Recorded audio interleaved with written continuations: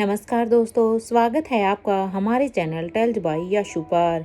यहाँ पर आपको मिलेंगी रोचक और सस्पेंसफुल कहानियाँ। अगर आपको यहाँ पर हमारी कहानियाँ पसंद आती हैं तो कृपया करके आप हमारी वीडियोस को लाइक करें, इसको अपने दोस्तों को साथ शेयर करें और साथ के साथ अपना कमेंट करना ना भूलें। अगर आप इस चैनल पर नए हैं तो कृपया करके इसे सब्सक्राइब भी करें। आपका ज़्यादा समय न लेते हुए चलो आज की कहानी को शुरू करते हैं। पिछले एपिसोड में हमने सुना था कि यहाँ पर करण गुलेरिया अब यहाँ पर चुपचाप से देवराज गुलेरिया के कमरे के बाहर आ जाते हैं। कमरे के दरवाजे को खोलने से पहले वो दोनों तरफ अच्छी तरह से देखते हैं कि कहीं उन्हें कोई अंदर जाते हुए देख तो नहीं रहा। अब जैसे ही करण गुलेरिया वहां पर उस कमरे के अंदर जाते हैं तो अब वो सीक्रेट रूम के दरवाजे को खोलकर अंदर आ जाते हैं और अब बिना हालचाल पूछे ही अब वो कहते हैं, वो हरी आंख वाली औरत कौन है? ये कहते हुए ही वो सामने देखते हैं तो उनके सामने वाला शख्स अब जोर जोर से हंसने लगता है और वो यही कहता है कि वो आ गई है, अब मैं ज्यादा दिनों तक यहाँ पर कैद नहीं रहूंगा। ये कहते हुए ही वो आदमी अब जोर जोर से हंसने लगता है। तो यहाँ पर करण गुलेरिया अब उस शख्स से कहते हैं, जितना हंसना है हंस लीजिए, क्योंकि उसके बाद तो तुम्हें रोना ही पड़ेगा। इस बात पर अब वो शख्स करण गुलेरिया से कहता है, तुम बच्चे हो, तुम्हें उस हरी आंख वाली औरत की ताकत का अंदाजा ही नहीं है और शायद इसीलिए ही तुम ये सब कह रहे हो, क्योंकि अगर तुम्हें उसकी ताकत का अंदाजा होता तो शायद तुम इस वक्त मुझसे ये सब कुछ ना कह रहे होते। उस शख्स की इस बात पर अब करण गुलेरिया कहते हैं, अच्छा तो देख लेते हैं हम उसकी ताकत भी। वैसे अगर किंग ने मुझे आपको जिंदा रखने के लिए नहीं कहा होता ना तो अब तक तो मैं आपको कब का मार चुका होता, क्योंकि आप शुक्र मनाओ किंग का कि अब तक किंग की वजह से आप जिंदा है, नहीं तो आपको इस दुनिया में जिंदा रहने का कोई हक ही नहीं है। करण गुलेरिया की इस बात पर अब उस शख्स को गुस्सा आता है और वो अब गुस्से में कहता है, वैसे मेरे ऊपर इतनी दया क्यों दिखा रहे हो? अगर तुम्हें मुझे मारना ही है तो फिर मार क्यों नहीं दे रहे? और वैसे भी तुम्हें क्या लगता है कि तुम मुझे मार दोगे? क्या सच में तुम ये मुझे मार भी सकते हो? तो क्या सर जी तुम्हें छोड़ देंगे?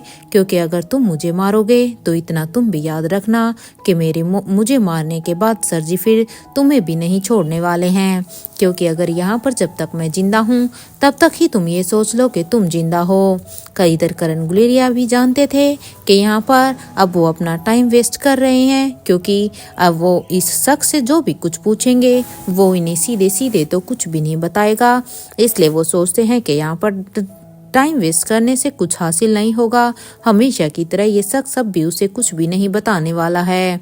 इसलिए अब करण गुलेरिया वापस से पीछे मुड़कर वहां से जाने लगते हैं। लेकिन जैसे ही करण गुलेरिया पीछे मुड़कर जाने लगे तभी उनके दिमाग में अब एक ही बात चल रही थी कि आखिर वो औरत कौन है। जहाँ करण गुलेरिया के दिमाग में ये सब चल रहा था तो वहीं दूसरी तरफ इधर लंदन के पास बने एक गांव में एक औरत अपने पौधों को पानी दे रही थी। तभी उसकी असिस्टेंट अब वहां पर आकर कहती है, मैडम आपको पता चला कि शीला और दमयंती कैलाश अधिकारी के चंगुल से छूट गई हैं, क्या आपको इसके बारे में कोई खबर है क्या? अपनी असिस्टेंट की इस बात पर अब वो औरत कहती है, लगता है कि नेत्रा इस जंग में सामने आई है। अब उस औरत की इस बात पर अब वो असिस्टेंट कहती है, नेत्रा यानी वो हरी आंख वाली औरत। अब उसकी इस बात पर वो औरत कहती है, हाँ वही ही है, और इसी की वजह से ही 30 साल पहले भी जगजीवन हॉस्पिटल के लोग हमारे खिलाफ हो गए थे, क्योंकि जब वो लोग हमारे खिलाफ हुए थे तो उसकी जड़ सिर्फ ये औरत ही थी, भाग्यश्री। अब ये सुनते ही अब भाग्यश्री कहती है, क्या उसका अंत संभव नहीं है क्या? क्योंकि अगर वो इतने सालों से हमारे विरुद्ध ही है तो क्या हम उसे खत्म नहीं कर सकते? अब अपने असिस्टेंट की इस बात पर अब वो औरत कहती है, नेत्रा के अंदर वो सारी ही क्वालिटी हैं जो कि सिकंदर के अंदर है, और यही वजह भी है कि अब तक कोई भी सर जी तक नहीं पहुंचा है। क्योंकि सरजी के आगे नेत्रा एक ढाल बनकर खड़ी हुई है और नेत्रा की वजह से ही वो अभी तक छिपे रहने में कामयाब हुए हैं, क्योंकि ये सिर्फ एक औरत नहीं है बल्कि इसके पास किसी को भी अपने वश में करने की ताकत है। क्योंकि जो कोई भी सरजी के खिलाफ जाता है या उसे पकड़ने की कोशिश करता है तो उससे पहले ही ये उसे अपने नेत्रों के द्वारा उसे अपने वश में कर लेती है और जिससे वो लोग भी इनकी तरफ ही हो जाते हैं। सभी को लगता है, यहाँ तक कि खुद स्वाति को भी लगता है कि महेंद्र की माँ के बहकावे में आकर उसने सिकंदर को मारने की कोशिश की थी, लेकिन सच तो ये है कि इसकी वजह नेत्रा थी, कोई और नहीं। अब अपनी उस मैडम की इस बात पर अब भाग्यश्री कहती है, मैडम क्या हम किंग को बता दें कि उन्हें सरजी हिमालय रीजन में मिलेंगे, क्योंकि हमें तो अच्छी तरह से पता है ना कि सरजी कहाँ पर हैं। अब अपनी असिस्टेंट की इस बात पर वो औरत कहती हैं, इसके बाद क्या होगा क्या तुम जानती हो, क्योंकि जिस जगह पर सरजी हैं उनके आसपास नेत्रा का कवच है, एक भरम का कवच जिसे तोड़ना मुश्किल लग रहा है। इस बात पर भाग्यश्री कहती है, लेकिन मैडम क्या नेत्रा को मारा नहीं जा सकता है क्या, क्योंकि अगर नेत्रा को मारना संभव है तो फिर तो हम सब सरजी तक आसानी से पहुंच सकते हैं, क्योंकि अब सरजी का अंत करना बहुत ही जरूरी हो गया है। अब भाग्यश्री की इस बात पर अब वो औरत खामोश हो जाती है और अब वो अपने सामने बैठे हुए अपने उस जिएंट ईगल की तरफ देखकर उसकी आंखों में कुछ कहने लगती है। यहाँ अपनी मैडम की बात को सुनने के बाद वो ईगल भी अब आसमान की तरफ उड़ने लगता है। ये देखकर अब भाग्यश्री कहती है, मैडम कुछ दिनों में अनिका गुलेरिया हमारे अलेक्जेंडर बाबा को लेकर यहाँ आने वाली है, जिसके बारे में मैंने आपको भी बताया था। अब आप क्या करेंगी? भाग्यश्री की इस बात पर अब वो औरत कहती है, अच्छी बात है भाग्यश्री, उसके साथ मैं अपने बच्चे रोहित का बचपन भी जी लूंगी, क्योंकि है तो वो रोहित का ही बेटा ना, इससे मेरी भी सालों की मनोकामना पूरी हो जाएगी। इतनी उम्र का रोहित था ना जब मैं दुनिया की नज़र में मर चुकी थी। वैसे सुना है उसे जानवरों से बहुत ही प्यार है, क्योंकि मेरे सुनने में आया है कि अलेक्जेंडर अपने नानों की तरह उसको भी, अपने बड़ी की तरह उसको भी जानवरों से बहुत ही प्यार है, जानवरों के अंदर उसकी जान बसती है। तो अब देखना होगा कि सच में वो उसे कितना ही जानवरों से लगाव है, वैसे मानना तो पड़ेगा। ये दोनों औरतें अभी आपस में ही बातें कर रही थी कि तभी वो औरत अब कहती है, अगर अनिका को नेत्रा से लड़ना है तो बिना रोहित की मदद के अनिका के लिए ये पॉसिबल नहीं है, लेकिन अगर रोहित नेत्रा के सामने आ गया और उसने रोहित को अपने वश में करने की कोशिश की तो उसे रोहित का सच पता चल जाएगा। नहीं, ऐसा बिल्कुल भी नहीं होना चाहिए। जब तक अनिका और रोहित सरजी तक नहीं पहुंच जाते हैं तब तक रोहित का सच सामने नहीं आना चाहिए कि रोहित की रगों में सिकंदर का खून है। इस बात पर अब भाग्यश्री कहती है, आप अब बिल्कुल भी चिंता मत कीजिए मैडम, युवराज इस सिचुएशन को अच्छे से संभाल लेंगे, क्योंकि युवराज और अनिका की जो केमिस्ट्री है वो तो एकदम से लाजवाब है। इस बात पर अब वो औरत कहती है, मैंने अब तक तुम्हारे किंग और युवराज को नताशा का सच नहीं बताया है। अगर उसे मैंने नताशा का सच बता दिया होता तो उस दिन नताशा को देखकर रोहित को इतना ज्यादा शौक नहीं लगता और ना ही ऐसी सिचुएशन आती कि जिस तरह से जब उन्हें नताशा का बारे में पता चला तो वो जिस तरह से उन दोनों की हालत हुई थी, जिस तरह से दोनों के ऊपर कितने वार हुए थे, उन सब से वो बच जाते और वो अपनी लड़ाई बीच में नहीं छोड़ता। इस बात पर अब भाग्यश्री कहती है, मैडम आपने आयशा को बचाने के लिए ही तो ये सब किया था ना, तो इसमें आपकी कौन सी गलती है? भाग्यश्री की इस बात पर अब वो औरत कहती है, हाँ मैंने किया तो यहाँ पर आयशा को बचाने के लिए ही था। तुम एक काम करो, उस नताशा तक मेरी बात पहुँचा दो कि तब तक इस जंग को अनिका और रोहित जीत नहीं जाते, तब तक वो अक्षय वर्मा को लेकर कहीं अंडरग्राउंड ही रहे। क्योंकि अब उसे किसी के सामने नहीं आना है, क्योंकि वो अक्षय वर्मा से प्यार करती है। इसलिए अगर वो उसे बचाना चाहती है तो उसे अब अंडरग्राउंड होना ही पड़ेगा, नहीं तो अब अक्षय वर्मा का भी अंत निश्चित है।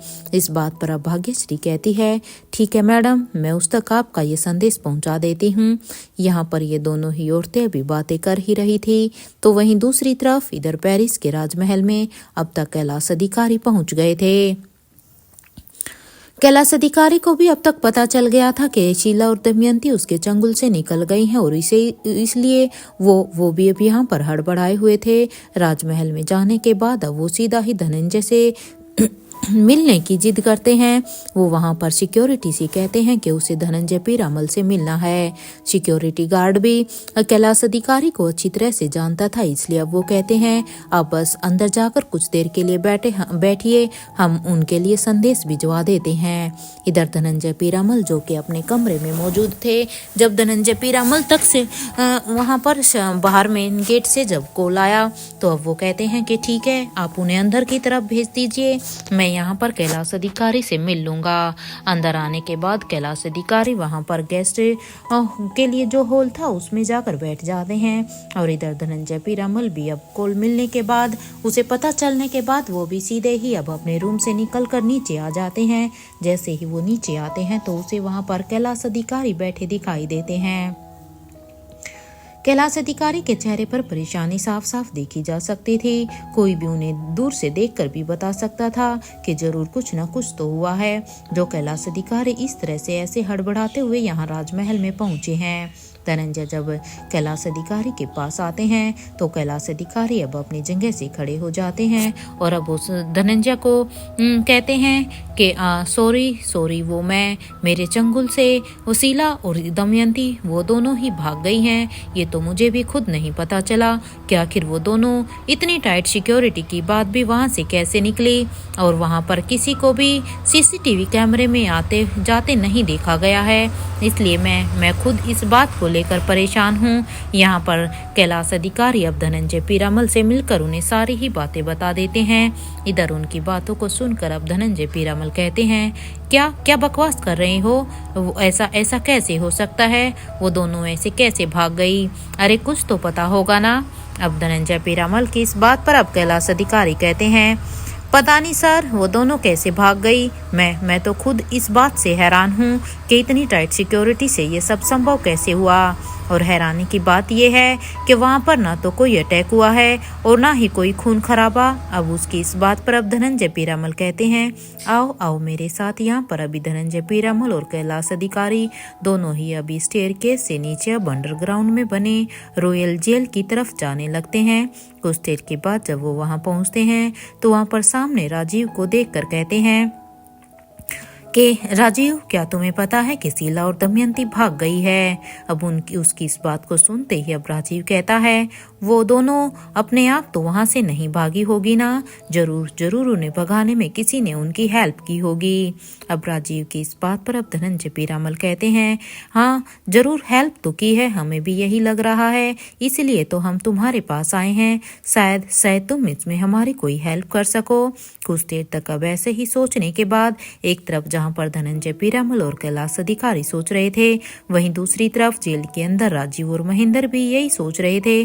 कुछ देर सोचने के बाद अब राजीव महेंद्र से कहता है, कहीं वो उन्हें बचाकर तो नहीं ले गई है ना महेंद्र।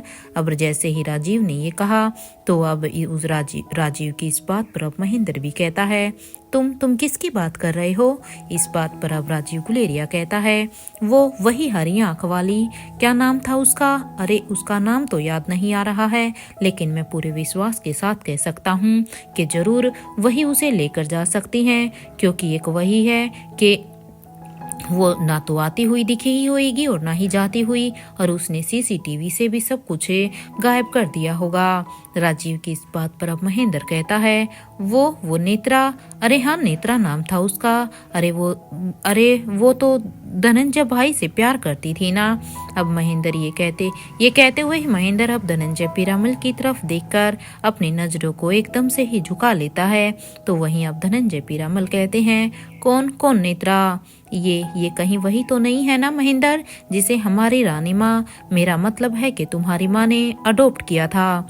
क्या तुम उसी के बारे में बात कर रहे हो? लेकिन कुछ वक्त के बाद उसे हॉस्टल में डाल दिया गया था। वो बहुत ही कम ही बार हमसे और हमारी माँ से मिलने आती थी, और हैरानी ये है कि उसका चेहरा किसी ने देखा ही नहीं था, बस उसकी आंखें ही दिखाई देती थी।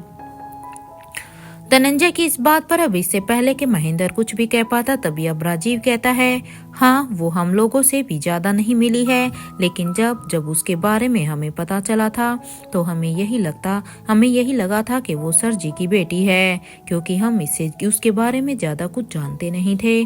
राजीव की इस बात पर अब धनंजय पीरामल कहते हैं, राजीव और महेंद्र तुम दोनों इंडिया जाने की तैयारी कर लो, क्योंकि अब तुम दोनों को इंडिया जाना होगा। इवन तुम्हें ही नहीं, अब हमें भी इंडिया के लिए निकलना होगा, क्योंकि अब हमें हर हाल में उन तक पहुंचना है। इधर ये कहते हुए ही धनंजय पीरामल अब कैलाश अधिकारी से कहते हैं, तुम यहाँ रहकर सब कुछ संभालो, और मैं राजीव और महेंद्र को अपने साथ लेकर इंडिया जाने की तैयारी करता हूँ। धनंजय पीरामल की इस बात पर अब कैलाश अधिकारी कहते हैं, okay sir, as you wish, मैं यहाँ पर सब कुछ संभाल लूंगा, एंड यू डोंट वरी, यहाँ पर आपकी गैर मौजूदगी में भी सब कुछ सही सलामती रहेगा। अब एक दूसरे से बात करते हुए ही वो दोनों अब उस जेल से बाहर निकल कर आ जाते हैं। तो वही महेंद्र अभी राजीव से कहता है, धनंजय भाई को रोकना होगा, उन्हें नेत्रा की ताकत का अंदाजा नहीं है, क्योंकि अभी उन्हें उसकी ताकत के बारे में कुछ नहीं पता, इसीलिए ही वो ये सब कुछ कह रहे हैं। उनकी इस बात पर अब राजीव कहता है, वो तो मुझे भी पता है यार, नेत्रा के सम्मोहन का असर सिर्फ मरे हुए किंग और उसके खून पर ही नहीं होता है, अदरवाइज वो किसी को भी अपने संपर्क में ले लेती है। एक बस किंग और उसका खून ही को छोड़कर नेत्रा पूरी दुनिया को झुकाने की ताकत रखती है। अब उसकी इस बात पर अब महेंद्र कहता है कि बाकी सब तो ठीक है, लेकिन धनंजय भाई हमें यहाँ से लेकर कैसे जाएंगे? अब महेंद्र की इस बात पर अब राजीव कहता है, वो धनंजय का सिर दर्द है, तुम उसके बारे में बिल्कुल भी टेंशन मत लो, क्योंकि अगर उन्होंने यहाँ से जाने के लिए बोला है तो वो अपने आप उन्होंने कुछ सोचकर ही ये सब कहा होगा। हमें बस इस बात पर खुश होना चाहिए अभी कि हमें अपनी गलतियों को सुधारने का फिर से एक मौका मिला है, और इस बार इस मौके को हम अच्छी तरह से यूज करेंगे, क्योंकि अब हमें अच्छाई की तरफ जाना है, ना कि बुराई की तरफ। अब उसकी राजीव की इस बात पर अब महेंद्र कहता है, भाई तुम बिल्कुल सही कह रहे हो, क्योंकि गलती तो देखो हमसे हुई है, और राजीव पता है ये सुधरने का मौका सबको नहीं मिलता, हमारी गलतियों को सुधारने का हमें ये मौका मिला है, इसलिए अब हमें इस मौके को अच्छी तरह से यूज करना चाहिए। लगता है आलिशा ने तुम्हारे लिए किंग से जरूर रिक्वेस्ट की है, तभी तो पार्टी में ब्लैक कैट के होने के बावजूद भी वो तुम्हें अपने साथ लेकर नहीं गई, क्योंकि ब्लैक कैट के कहे अनुसार ही शीला और दमयंती को कैलाश अधिकारी के वहां पर कैद कर रखा गया था, लेकिन ब्लैक कैट उसके बाद तुमसे मिलने के लिए तो आई ही नहीं।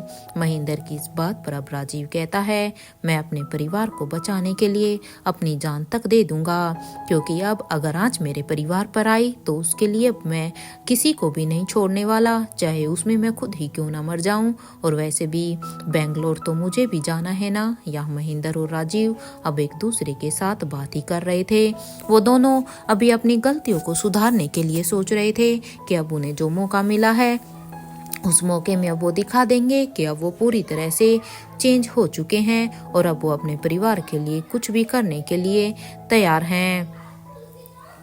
वहीं दूसरी तरफ इधर धनंजय पीरामल भी अब अपने रूम में पहुंच जाते हैं। अपने रूम में जाने के बाद धनंजय पीरामल अब अपने फोन से सीधा ही अब सावित्री को फोन लगा देते हैं। कुछ देर की रिंग के बाद जब सामने से हेलो की आवाज आती है तो अब धनंजय पीरामल कहते हैं, सावित्री तुम उस विला की साफ सफाई करवा देना जहां पर इतने सालों से आयशा के साथ तुम रहती थी। क्योंकि अब वहां पर रहने का वक्त आ गया है। धनंजय की इस बात पर अब उन्हें सामने से आवाज आती है, ठीक है साहब, वो काम हो जाएगा। वैसे आप कब तक वहां आ रहे हैं? इस बात पर का जवाब देते हुए अब धनंजय पीरामल कहते हैं, 2 दिनों के अंदर आ रहा हूँ। वैसे वहां पर सब ठीक तो है ना?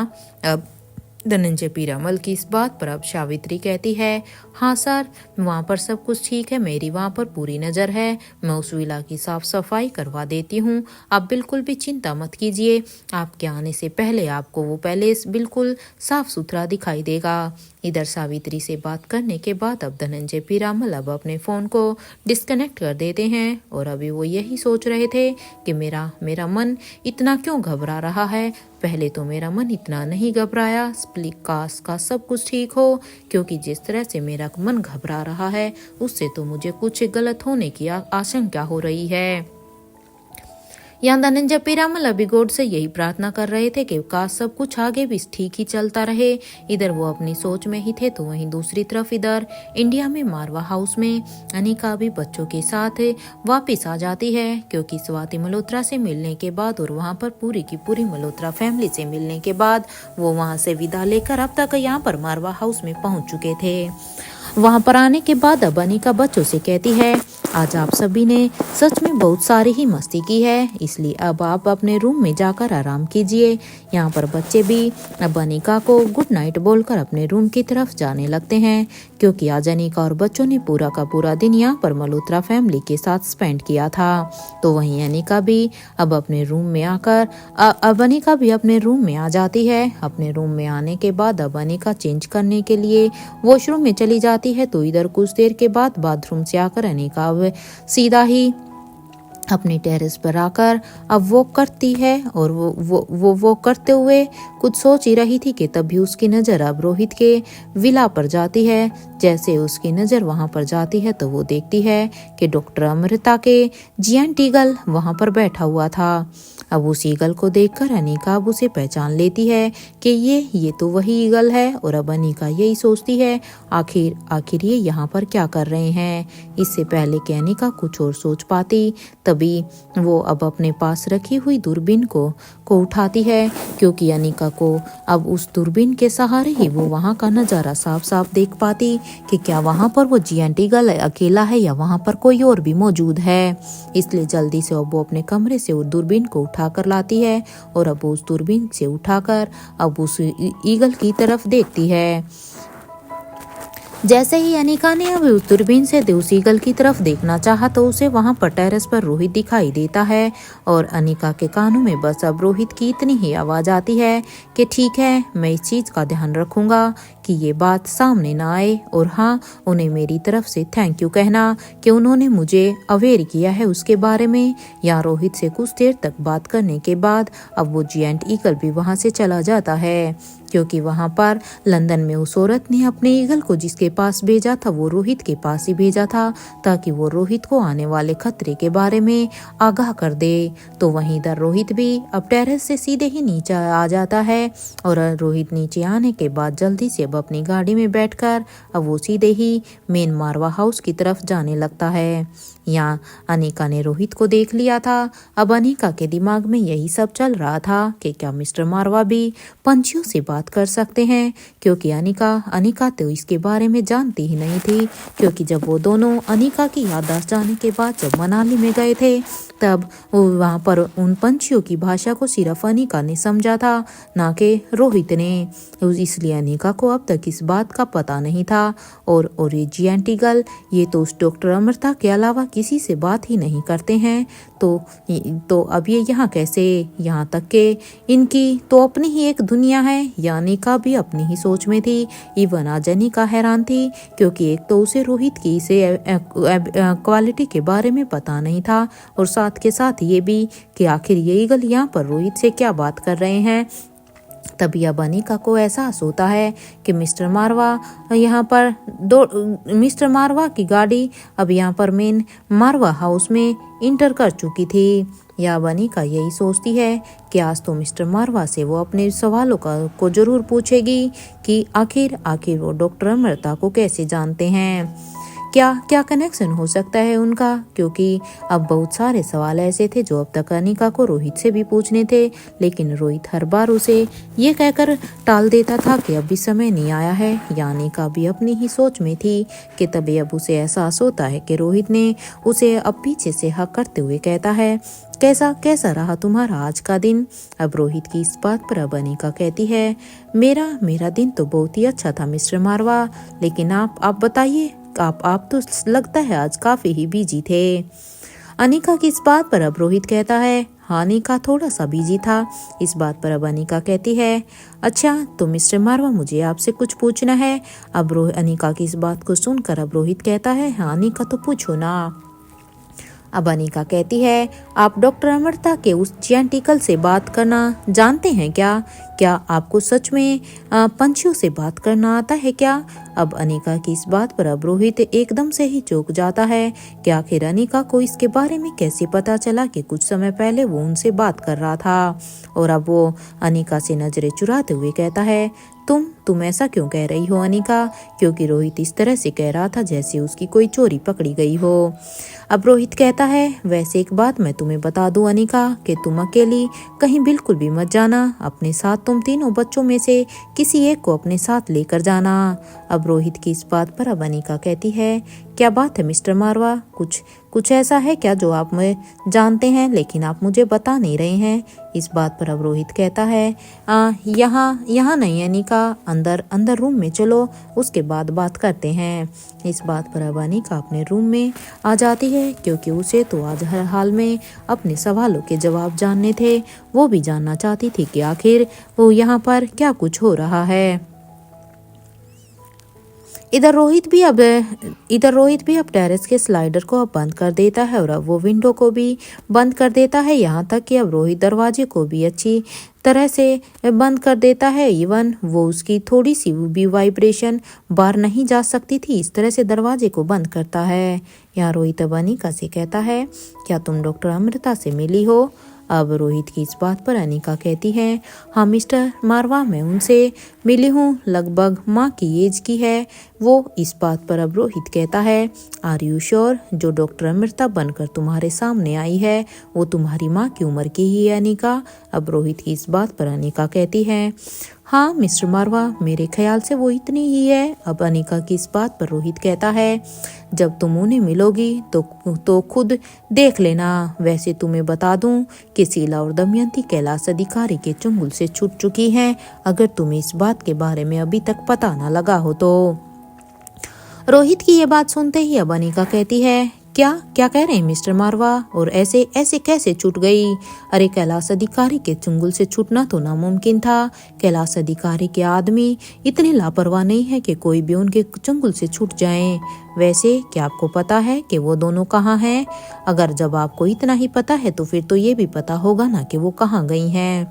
अनिका की इस बात पर रोहित कहता है, अनिका इसके बारे में तुम चिंता मत करो, शीला और दमयंती को मैं संभाल लूंगा। वो चाहे कहीं भी क्यों न छिपी हो, मैं उन्हें हर हाल में वहां से बाहर निकाल लूंगा।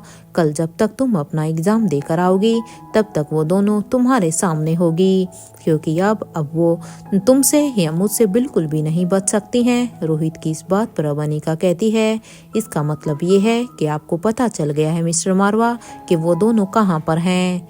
सच बताइए मिस्टर मारवा, क्या आपको उनकी लोकेशन के बारे में पता है? अनिका की इस बात पर अब रोहित कहता है, तुम शीला मौसी के हस्बैंड को फोन लगाओ और दमयंती को मुझे कहाँ भेजना है ये मैं तय कर चुका हूँ। अब रोहित की इस बात पर अनिका कहती है, आपने सोचा है तो फिर तो सही ही सोचा होगा। वैसे क्या आप उन्हें जिंदा रखकर आप कोई गलती तो नहीं कर रहे हैं ना मिस्टर मारवा, क्योंकि अब उनके पाप का घड़ा भर चुका है और अब समय आ गया है कि अब उनका अंत आ गया है। अब उन्हें इस दुनिया को छोड़कर जाना ही होगा, क्योंकि हम उन्हें जितने भी मौके दिए हैं वो हर बार हम लोगों को धोखा ही देती आई हैं। वो औरतें कभी भी सुधर ही नहीं सकती। अनिका की इस बात को सुनकर अब रोहित कहता है, अनिका इसके बारे में तुम चिंता बिल्कुल भी मत करो, इस काम को मैं संभाल संभाल लूँगा।